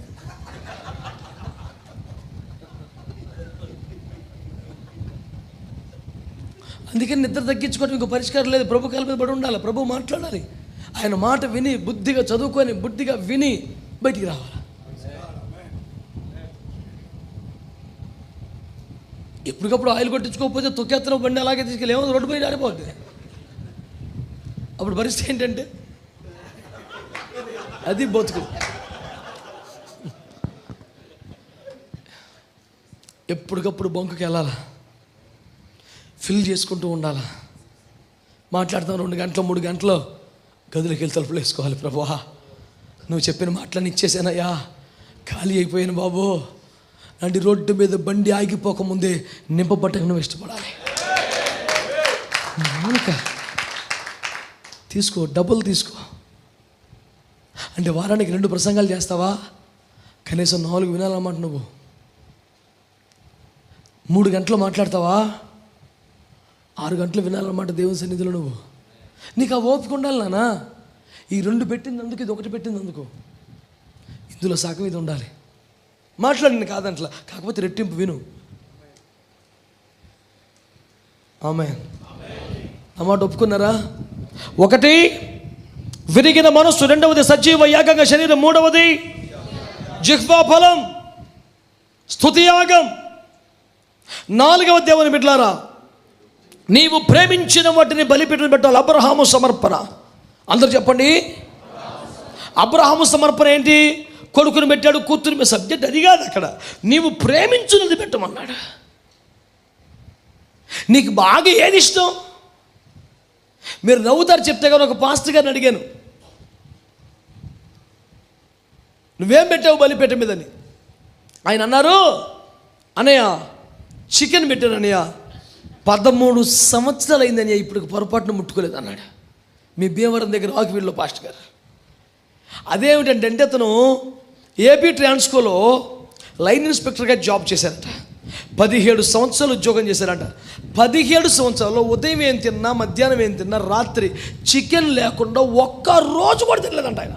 17 సంవత్సరాలు నాన్ స్టాప్గా తిన్నాడు చికెన్. చికెన్ అంటే అంత ఇష్టం అంట ఆయనకి. దాన్ని వండుకునే విధానంలో చిన్న చిన్న మార్పులు చేస్తాడు, చికెన్ మాత్రం మార్చడు. కంపల్సరీ చికెన్ ఉండాలా, అంత ఇష్టమంట ఆయనకి. సరిగ్గా ఇదే మాట ప్రభు మాట్లాడారంట ఆయనతో. సేవకు వచ్చి, నా కుమారుడు నువ్వు బలిపీఠం ఏం పెడతావు? నీకు ఇష్టమైంది పెట్టాలనగానే, నాకు ఇష్టమైంది అయితే చికెనే.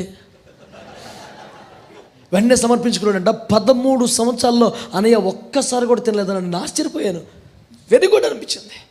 నేను మీలో కొందరికి నిద్ర ఇష్టమేమో, మీలో కొంతమందికి ఖరీదైన వస్త్రాలు ఇష్టమేమో, మీలో కొంతమందికి మైకాసురులు, బకాసురులు అని విన్నారు మీరు? తెగ తినేవాడు. మైకాసురుడు అంటే మైకు దొరికితాడు వదలటక. అసురుడు అంటే రాక్షసుడు అన్నమాట. ఆడు ఏ రాక్షసుడు? మైకాసురుడు. మైకు దొరికితే ఇక బలి. మొన్న గృహప్రవేశంలో పాస్టర్ గారు 20 నిమిషాలు ప్రార్థన చేశారు.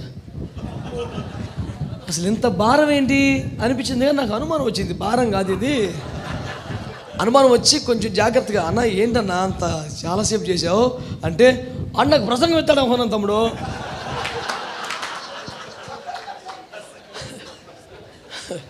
ప్రసంగం ఇస్తాను అనుకున్నాడు, ఆడు ప్రార్థన ఇచ్చాడు. ఈ రాజుకొచ్చిన ప్రసంగం వల్ల చెప్పేశాడు. ఆడు మైకాసురుడు.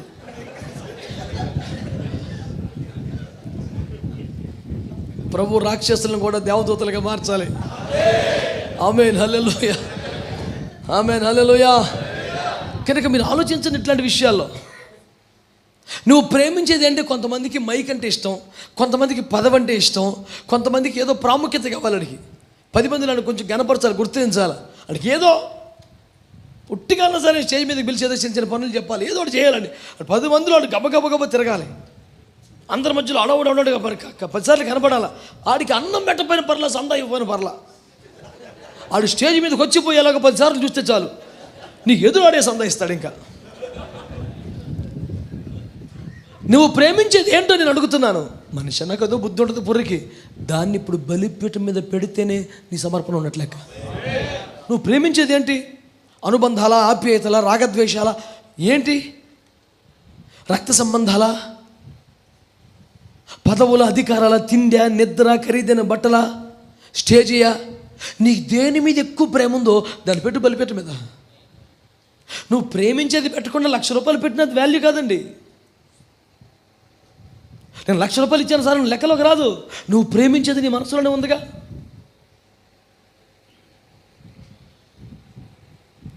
మీరు సంతోషపడి వెళ్ళిపోవడం కాదు, సీరియస్గా ఇప్పుడు ఆలోచించండి.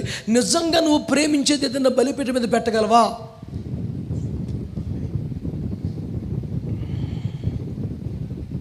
నిజంగా నువ్వు ప్రేమించేదాన్ని బలిపీఠం మీద పెట్టగలవా? అసలు ఏది ప్రేమిస్తున్నావో దాని మీద నీ క్లారిటీ ఉందా? అసలు ఇది కరెక్ట్ కాదు కదా, జయించాలి కానీ జయించలేకపోతున్నాననే ఆ రియలైజేషన్ ఉందా కనీసం నీకు? వదిలిపెట్టయితే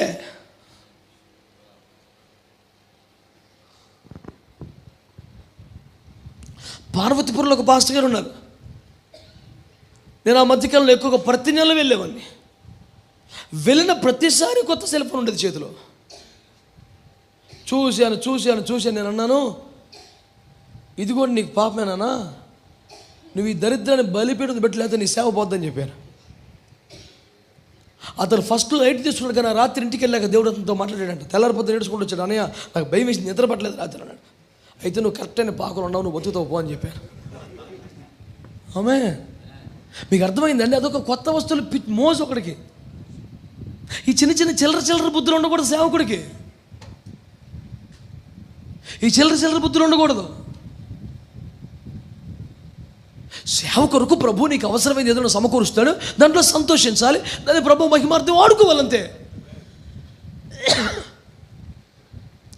ఈ రోజుల్లో సేవలో సెల్ ఫోన్ లేకుండా సేవ చేయడం కష్టం, కానీ సెల్ ఫోన్తోనే సేవ చేస్తాను అనుకుంటే ఇంకా కష్టం.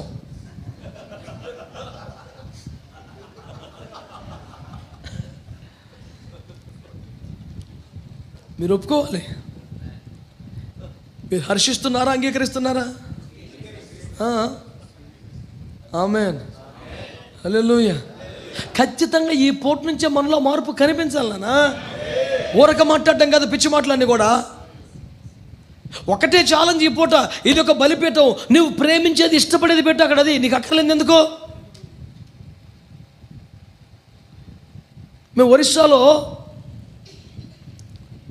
ఆదివాసుల మధ్య కొండ ప్రాంతాలకి నడకతో వెళ్ళాల్సిన ప్రాంతాలకు వెళ్ళేటప్పుడు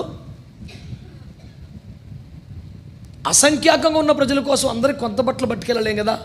సేవకులకు మాత్రం కొత్త బట్టలు పట్టుకెళ్ళి కొంచెం వాడిన బట్టల్ని ఆ ప్రజలకు మేము తీసుకెళ్తాం. సంఘంలో ఒకసారి చెబితే బిడ్డలు చాలామంది తెచ్చిచ్చారు. మీరు వాడిన బట్టలు ఏమైనా ఉంటుండే, మేము ఆదివాసీల మధ్యలోకి ప్రజల్లోకి వెళ్తున్నాం, మీరు వాడేసిన బట్టలు ఉంటే ఇవ్వండి, మీరు వాడినవి చిరగకపోతే చాలు అంటే దాదాపు ఇంచుమించు కొత్తవి తెచ్చారు సంఘ బిడ్డలు. ఇంచుమించు రైల్లో సగం పోగి మాయా ఉన్నాయి బట్టలే, మూటలు వచ్చి పడిపోయినాయి బెయిలు కొద్దీ. టీటీ వచ్చి ఏంటన్నాడు, బాబు వ్యాపారం కాదు, నీకు దండం పెడతాం, మేము సేవకులమే, ఇట్లా పంచి పెడతామని చెప్పండి సార్. స్క్వాడ్ వస్తే నీకు చెప్పిన మాట అడిగి చెప్తాం, దేవుని కృప. మరి ఏం చేయమంటావు, లగేజ్ కొడితే కొట్టుకో, ఇది మొక్కుబడికి మరీ బొత్తిగా ఉండకపోతే మీకు ఇబ్బంది అని సరే కొట్టాడు. సంతోషం నాయన, అన్ని పట్టుకెళ్ళి పంచిపెట్టాం. నేను అడిగే మాట ఏంటంటే, అట్లా నువ్వు వాడేసింది తీసుకొచ్చి పెడితే దాన్ని సమర్పణ అనరు, దాన్ని ధర్మం, దాన్ని ముష్టి అంటారు, అంతవరకే. పోని మహా కాస్ట్లీగా మాట్లాడదాం, దాతృత్వము ఓకే, కానీ సమర్పణ అనరు.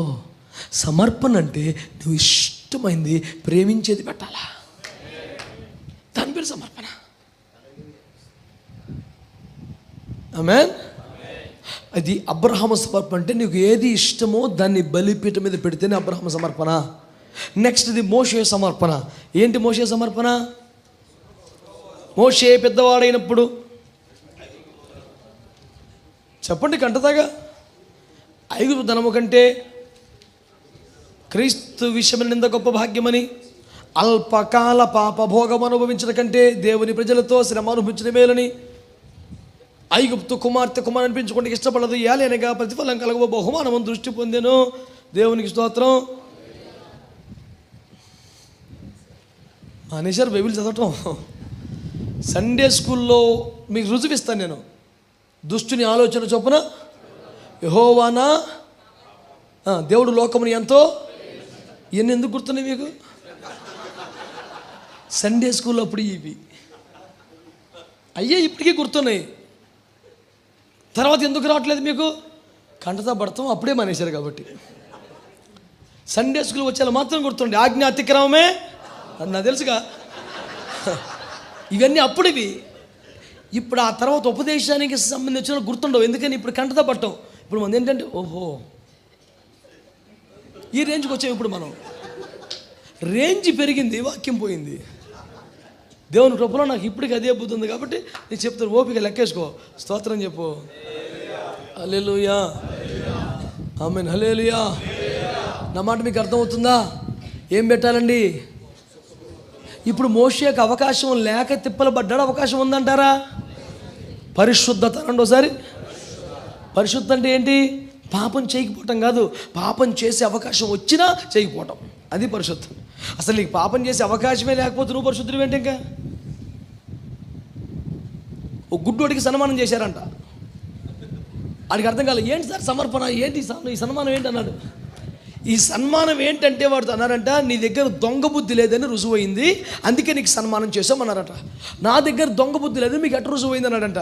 నేను నువ్వు భోజనం చేసావు, చేశాను, నీ ప్లేట్ దగ్గర ఇంత బంగారు బొంగరం పెట్టాను. మరి అమ్మక నిన్న చెప్పొచ్చుగా.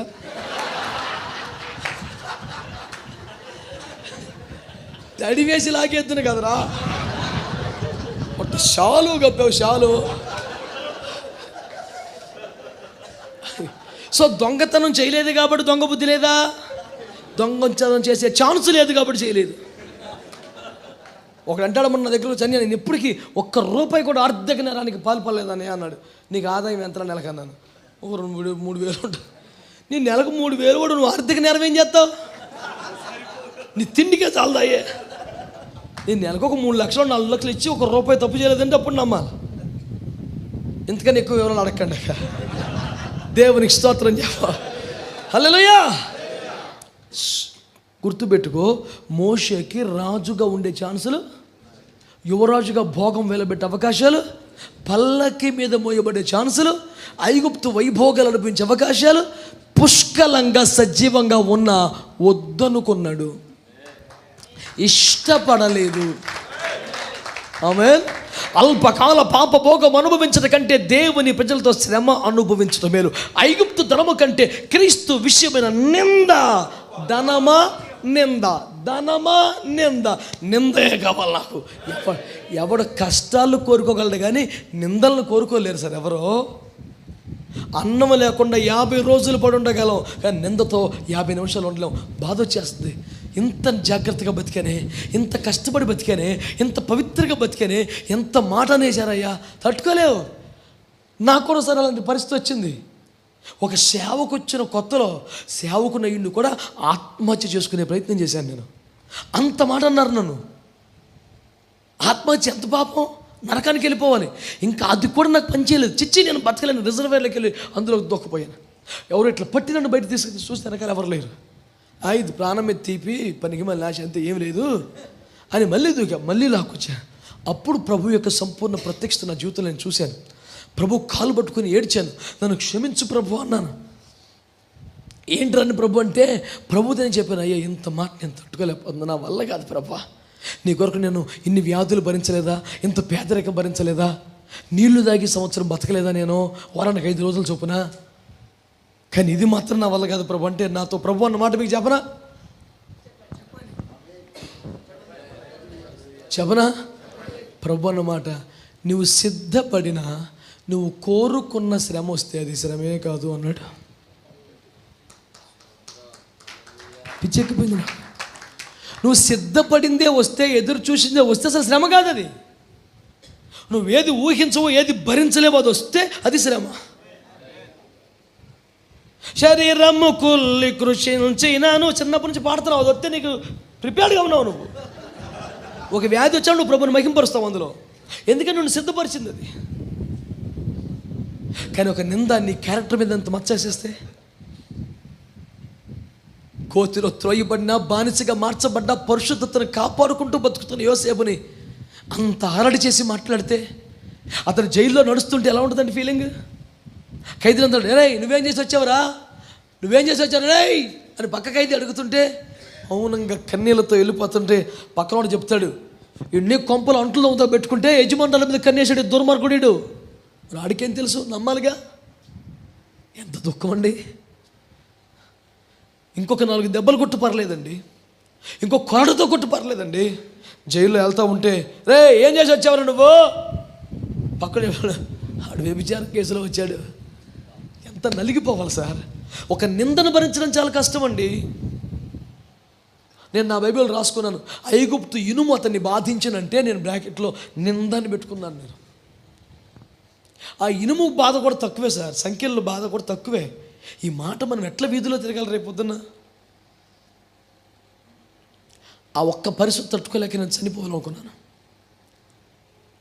ప్రభు నన్ను క్షమించి బ్రతకడానికి అవకాశం ఇచ్చి, ఎక్కడ అవమానపరచబడ్డావో అక్కడ నేను ఘనపరుస్తానని మాటిచ్చాక మెల్లిగా ధైర్యం తెచ్చుకొని మళ్ళీ బ్రతకటం మొదలుపెట్టాను. నిజంగానే అన్నతి కాలంలోనే ప్రభు అదే స్టీల్ ప్లాంట్లో నన్ను ఎంతో కృప చూపించి నిలబెట్టాడు. ఎన్నో ఘనమైన కార్యాలు చేయడానికి, ఎంతో ఘనత పొందడానికి ఈ అల్పునికి ప్రభు విస్తారమైన అవకాశాలు ఇచ్చాడు. దేవునికి స్తుతి కలుగునగాక. ఆమేన్, హల్లెలూయా. సుఖభోగాల్ని బలిపీఠ మీద పెట్టగలరా దైవజనులారా? దైవజనులారా, సుఖభోగాల్ని బలిపీఠ మీద పెట్టగలరా? నేను ఓపెన్గా మాట్లాడుతున్నందుకు నన్ను తప్పు పట్టకండి, మాట్లాడకపోతే అవ్వట్లేదు కాబట్టి మాట్లాడుతున్నాను. కొందరు దైవజనుల ఉపదేశంలో ఫ్యామిలీ ప్లానింగ్ ఆపరేషన్ చేసుకోవటం పాపం. కుటుంబ నియంత్రణ ఆపరేషన్ చేసుకోవటం అనేది దేవుని చిత్తానికి వ్యతిరేకం, పాపం, అట్లా మనం చేయకూడదు అని వాళ్ళు అంటున్నారు. ఎందుకంటే సంతానము గర్భఫలము యెహోవా అనుగ్రహించు స్వాస్థ్యము బహుమానము. కాబట్టి దేవుడు అనుగ్రహిస్తున్న దాన్ని ఆపడానికి నువ్వెవడివి? ప్రభుత్వం మాటలు ఎక్కువ, నీకు దేవుడి మాటలు ఎక్కువ అంటూ చాలా కోప్పడతారు. నేను అంటాను, నాకు అంత చదువు లేదు కానీ, అంత ఖరీదైన మాటలు మాట్లాడడానికి అవగాహన, అనుభవం, అర్హత లేదు కానీ నాకు ఒక అనుమానం ఉంది. ఏంటంటే గర్భఫలము యెహోవా అనుగ్రహించు స్వాస్థ్యం అన్న వాక్యం నచ్చింది కదా. అన్నిటి అంతము సమీపించింది కనుక భార్యలు కలిగిన వారు లేనట్లుగా బతకండి అన్నమాట మరి నీకు ఎందుకు నచ్చలేదు? అంటే నీకు వేరే విధి అయితేమి కాదు, నీకు ఇష్టమైన వచ్చిన నువ్వు తీసుకుంటావు, ఎవరికి ఇష్టం వచ్చిన వాడు తీసుకుంటున్నాడు. నా మాట నన్ను గాయపరిస్తే నన్ను మన్నించు, కానీ నేనేం మాట్లాడుతున్నాను 100% స్పృహలో ఉండి మాట్లాడుతున్నాను. ఆవేశంతో పిచ్చి పిచ్చిగా మాట్లాడట్లా. With 100% conscious I'm telling this. ఏదో వాదించడానికి తెలివిగా నోరు తెగబడిపోయి మీదకి రావటం కాదు. నీ మనస్సాక్షి లేదా? నీకు దేశ క్షేమం నీ చేతుల్లో లేదా? నువ్వు ఒక బాధ్యత గల పౌరుడు కదా?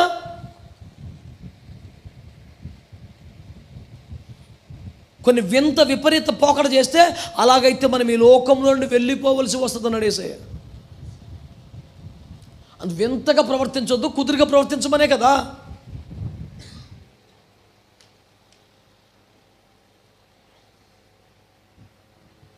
అతి అంటే ఎలా ఉంటుంది తెలుసా? నీతిమంతుడు విశ్వాసం మూలంగా జీవించినందుకు అన్నం మానేశాడు అంటాడు. అతి వద్దు.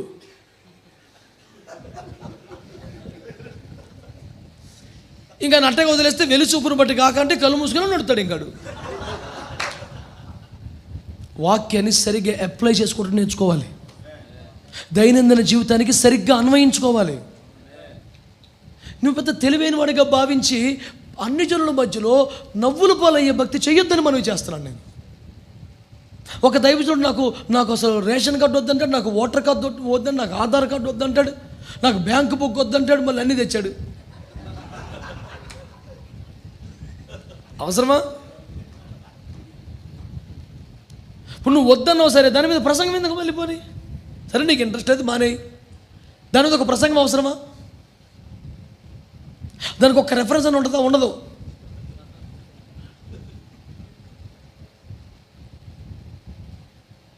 వ్యాఖ్యానం చేసుకోవటం రావాలి. మనుషుడు రొట్టె వలన మాత్రము కాదు, దేవుని నోట నుండొచ్చు ప్రతి మాట వలన జీవించును అన్న మాటను నమ్మినవాడు మరి ఎందుకు అన్నది నువ్వు అసలు 3 పూట్ల? ఆ రొట్టె జీవింపు చేసేది వేరు, ఈ తిండి జీవింపు చేసేది వేరు. మన పౌరసత్వం పరలోకం ఉందనంటే ఆ పౌరసత్వం వేరు, ఇక్కడ తెచ్చేది వేరు.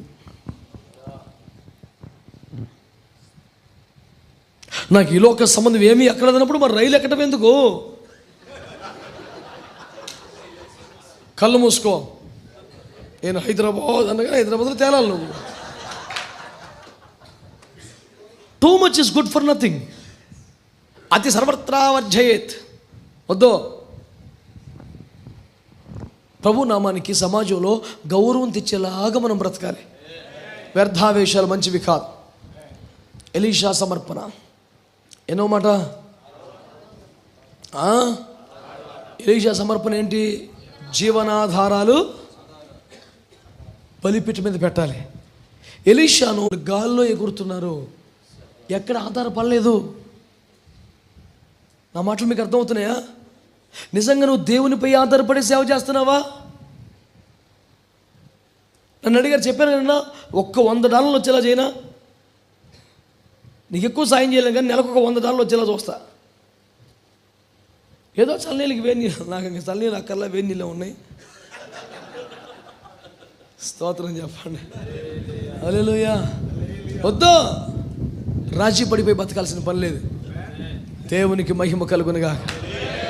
సేవకు పిలిస్తే దేవుడు నువ్వు ట్యూషన్ చెప్పుకొని ఫీజు కట్టుకొని ఏంటి చిల్లర కొట్ట పెట్టుకొని సామాన్లు అమ్ముకొని బతికేసి వారం రోజు సంతకేసేసి మొత్తం సంపాదించుకొచ్చేసి అలా చేస్తే బాగోట్లేదని సేవలోనే అమ్మకాలు పెట్టారు. ఇప్పుడు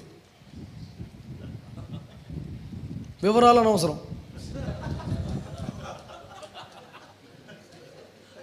అర్థమైందిగా? వద్దు, వ్యాపారం రాకూడదు మనకి, వద్దు. అట్లాంటి పిచ్చి పని చేయొద్దు. మనం జీవనాధారాలు చంపేసి అంటే రేపు పొద్దున్న సేవలో జరుగుబాటు లేకపోతే మళ్ళీ వచ్చి నాగలు దున్నుకునే సోర్స్ ఉండకూడదు అనమాట. బండి ఎట్లు కట్టుకునే అవకాశం ఉండకూడదు అనమాట. అది ఉంటే సజీవంగా ఏం చేస్తే పిల్లలు ఫీజు కట్టాలి, ఏం చేయాలి? సరేలే ఏం చేస్తాం, ఒక వారం 4 గంటతే వస్తుందిలే, బండి కడితే వచ్చింది అనిపిస్తుంది. ఆ సోర్స్ లేకుండా దాన్ని చంపేసి సేవకు వచ్చాడు. ఇప్పుడు సేవలు జరుగుబాటు లేకపోతే చచ్చిపోవడమే సేవ లేక, మళ్ళీ వెనక్కి వెళ్తాం లేదేక, నేను తగినట్టు వచ్చేసేజంగా.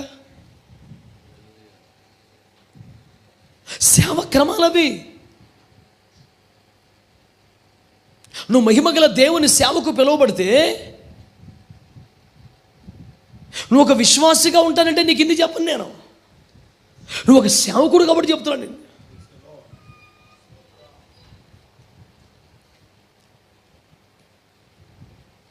కనుక దేవుని వాక్యాన్ని ఆలోచించండి మీరు. రెండవ మాట మనం చూస్తున్నాం, ప్రాణాధారం, జీవనాధారాల్ని వదిలేశారు. ఇక 7వది చివరిది, తమ ప్రాణాలు బలిపీఠం మీద పెట్టి సేవ చేశారు అపోస్తలులు. చేతులెత్తి స్తోత్రం చెప్పండి. అపోస్తలులు తమ ప్రాణాలు బలిపీఠం మీద పెట్టి చేశారు, అవునా కాదు చెప్పండి? వాళ్ళు సేవలో సాగుతుండగా రిస్క్ వచ్చిందా? రిస్క్ ఉందని తెలిసి సేవ చేశారా? అది బలిపీఠం పెడతామంటే అది అసలు నీకే ఇబ్బంది రాదు. నువ్వు ప్రసంగికుడు, స్టేజ్ కట్టారు, లైటింగ్ పెట్టారు, మైక్ పెట్టారు, సెలరేకపోతాం వెళ్తే కలుపుకొని కొట్టారనుకో, అది వేరే. అసలు సావు శత కొడతారని తెలిసి వెళ్ళామనుకో, అది సమర్పణ. యెరూషలేములో బంధించబడ్డ కుమార్తెం కాక చనిపోటకులు నేను ఇష్టపడి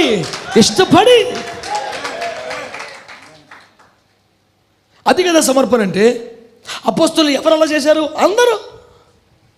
ఎవరు తమ ప్రాణాన్ని ప్రేమించారు? అసలు బైబిల్లో ఆ మాట నాకు ఎంత ఇష్టం తెలుసా? ప్రకటన గ్రంథంలో 12లో మరణం వరకు వారు తమ ప్రాణములను ప్రేమించిన వారు కాదు. 12:9 ఎంత చక్కని మాట. మరణం వరకు తమ ప్రాణాలు ప్రేమించదు. ఇంకెప్పుడు ప్రేమించారు మరి? ఆ మాట ఎంత ఇష్టమో నాకు. అది మరణం వరకు తమ ప్రాణాలు ప్రేమించలేదంట. చిత్రం తెలుసా? సేవలో ఒక విచిత్రమైన అనుభవం చెప్పనా? సేవకుడు తన ప్రాణాన్ని తాను ప్రేమించకూడదట, కానీ ప్రతి ఆత్మ ప్రాణాన్ని విలువైంది గంచాలంట. ఏమి చిత్రం సార్ ఇది? మనకేమో కుటుంబ భారాలు, ఆ భారాలు, ఈ భారాలు, ఏమండి ఆర్థిక భారాలు, గ్రామ భారాలు. కొంతమంది పాస్టర్లు ఉంటారు, ఊర్లో ఎవడికి బాగోపోయినా హాస్పిటల్కి ఇడే తీసుకెళ్ళాలి. అదొక మినిస్ట్రీ. మరి అది మహిమగల సేవ, సోషల్ సర్వీస్ నాకు అర్థమవుతుంది. అంటే ఎవరైనా బాధలో ఉంటే ఆదరించొద్దని నేను చెప్పట్లా, నీకు అదే మినిస్ట్రీ అయిపోతేట.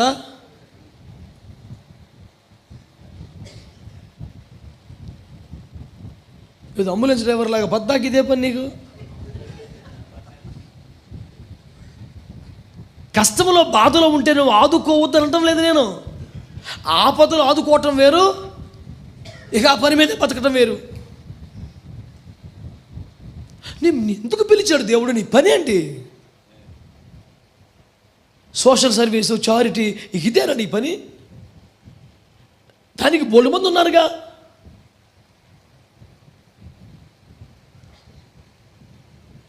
ఒక ఆత్మను రక్షించే మహిమగల సేవ కొరకు దేవుడు నేను పిలిచాడుగా.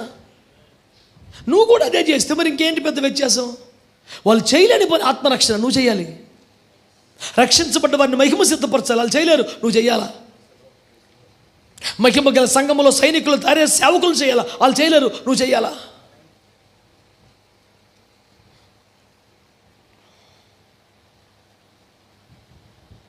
వాళ్ళు చేసేది నువ్వు చేస్తే ఇంకా ప్రత్యేకత ఏముందండి? 7 రకాల సమర్పణలు మీకు చెప్తున్నాను నేను. 1 నాన్న చెప్పండి, 2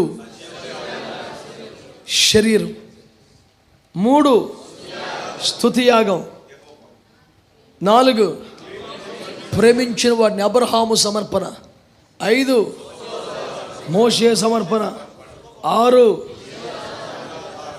జీవనాధారాలు వదిలి సేవ చేయటం. 7,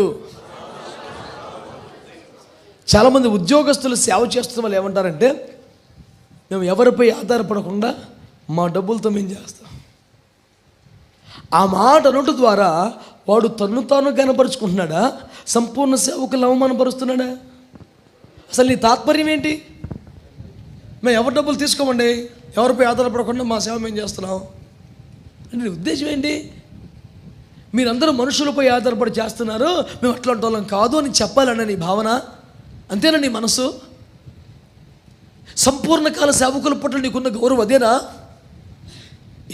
నీలాగా 10 రూపాయలు సంపాదించుకోగలిగిన వాళ్ళు కాదా? నీ ఐక్యూ ఐన్స్టీన్ రేంజ్ అనేది,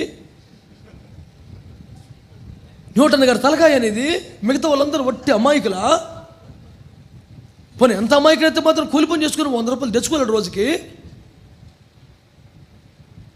సేవకుల సమర్పణను చులకం చేసి మాట్లాడుద్ది ఎవరు కూడా.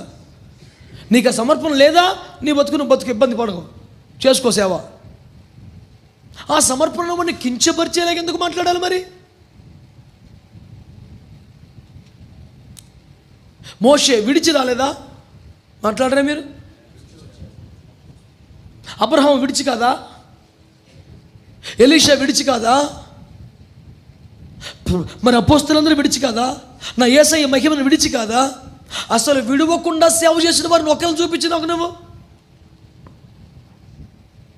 అలాగైతే మన ఆత్మను సంపాదించొద్దంటావా? ఎందుకంటామండి? ఆత్మలు సంపాదించుట ఒక విశ్వాసిగా, క్రైస్తవుడిగా అందరి కనీస బాధ్యత కదా. అంటే నువ్వు ఒక ఆత్మను సంపాదిస్తే వాడు దశంభాగం తిండి తప్ప నీకు నెమ్మది ఉండదా? అంటే పరలోక రాజ్యాన్ని నింపడానికి ఆత్మలు సంపాదిస్తావా? నీ అకౌంట్ నింపుకోవడానికి ఆత్మలు సంపాదిస్తావా? అరే ఎంత అన్యాయం ఈ ఆలోచన! నీకు బాధ కలగాలి. నువ్వు సేవకులు అంటే కారణం నీ ఆత్మీయ నాయకుడి మీద కోపం వచ్చి సేవకు వచ్చావా? మీ పార్సకర్త ఏగలేక సేవకు వచ్చావా? అప్పగించుకోలేక సేవకు వచ్చావా? లేక దేవుని ఆత్మను త్రోసుకొని వచ్చిందా సేవకి? అరే మనసాక్షి లేదా అండి? ఏం మాట్లాడతాం మనం?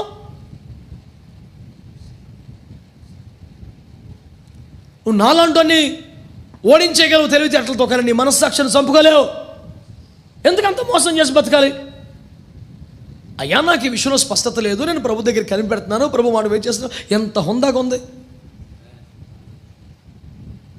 ఆ మాత్రం దానికి ఎదుటి వ్యక్తిని గాయపరిచే మాటలు మాట్లాడడం ఎందుకు నీకు అవసరం? బలిపీఠము అనగా సమర్పణ. 7 సమర్పణలు మీ ముందు పెట్టాను నేను. 1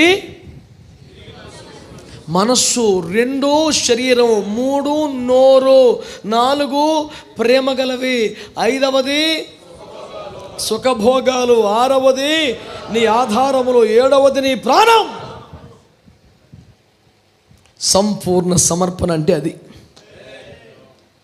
ఇప్పుడు చెప్పు, బలిపీఠము దగ్గర పాస్ అయ్యేవా నువ్వు? అట్లయితే నెక్స్ట్ చెప్పుకెళ్ళాలి మనం.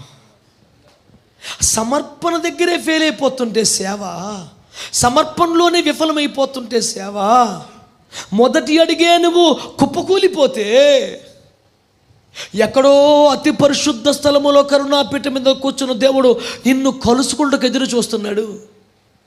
నీ కొరకు మహిమను సిద్ధం చేసి ఉంచాడు.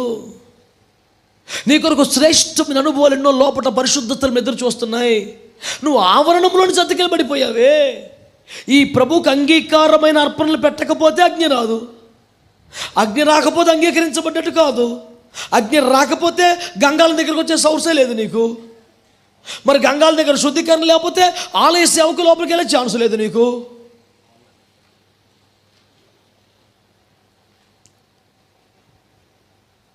అసలు నీకు ఓపెనింగే లేదయ్యే.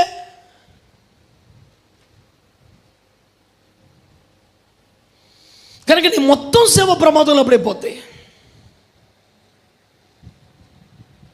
అతి పరిశుద్ధ స్థలములో అత్యున్నతమైన మహిమలో కూర్చున్న దేవుడు నిన్ను కలుసుకోవాలని ఎదురు చూస్తున్నాడు నీ కోసం. ఆ ధూప వేదిక వద్ద నిన్ను కలుసుకొందును అని వాగ్దానం కూడా చేశాడు ఆయన. Just waiting for you. నువ్వు ఒక్కొక్క అనుభవాన్ని దాటి దావాలి. నీకు సరైన సమర్పణే లేదంటే అర్థం నువ్వు ఇంకా ఆవరణంలోనే ఉన్నావు. దేవుని అభిషేకం దిగవచ్చు పరిశుద్ధ స్థలంలో లేవు. దేవుడు ఎక్కడ సంచరిస్తున్నాడు? దీపస్తంభం దగ్గర. నువ్వు ఎక్కడో ఆవరణలో ఉన్నావు, నీకు దేవుని సముఖము కలగదు, దేవుని సన్నిధి కలగదు, దేవుని ప్రత్యక్షత నీకు ఉండదు. నువ్వు ఆవరణము దగ్గరే ఉండి ఏం సేవ చేస్తావు? దేవునికి దీపం వెలిగించలేవు, దేవునికి ధూపం వేయలేవు, ఆయన బల్ల మీద ఒక రొట్టెగా మారలేవు. నువ్వు ఎలాంటి సేవ చేస్తావు మరి?